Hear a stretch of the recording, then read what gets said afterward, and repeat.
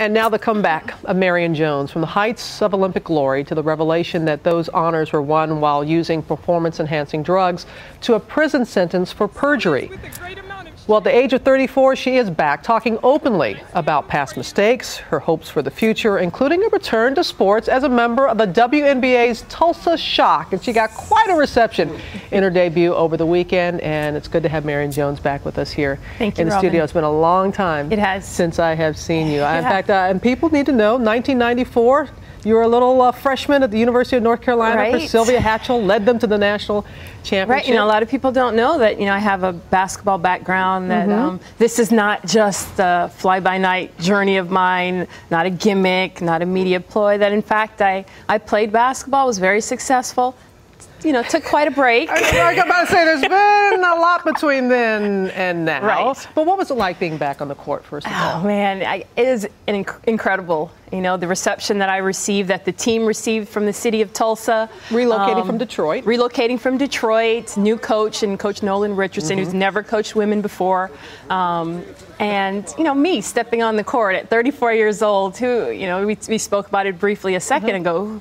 What a difference a year or 2 years have made. And it goes beyond the stat line. The first game, you played a little over 3 minutes, had a foul, you know, didn't take any field goal attempts. But what message are you sending, and why are you doing this? Because a lot of people, after they have gone through what you have gone through, wouldn't want to be back in the spotlight. You know, I made the decision a couple of years ago, Robin, that, you know, I wasn't going to disappear, that I wasn't going to crawl into a cave and not share my story and help people and make this wrong a right. You know, my husband and I, we share and tell our kids that when you make a mistake, you know, you got to tell us what it is, accept the consequences, and then the next day, how are you going to make it better?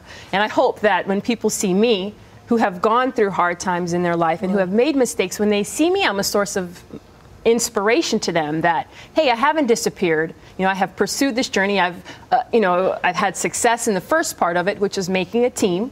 And now, obviously, the bigger goal is to win a WNBA championship. But even bigger than that, I hope to be able to really share my experiences with young people. What you're doing, you've been going back to high schools because you have a part of your parole community service, and you call it Take a Break. Yeah, what do you mean by that, take a break? Well, a big part of it is, you know, I had situations in my past that I wish that I would have stopped, really taken a break, consulted people whom I trust, and then made a wiser, better decision. And that's what I share with young people. You know, I have really been through some tough times, but the response that I've gotten from young people, old people alike, is that everybody makes mistakes, you know, and we all wish sometimes we can go back and we can change, but we can't. But if I can help young people at that moment when they're about to make that decision that could lead them down the wrong path, if they can have heard from me and then think about this, oh, just take a break a moment, think,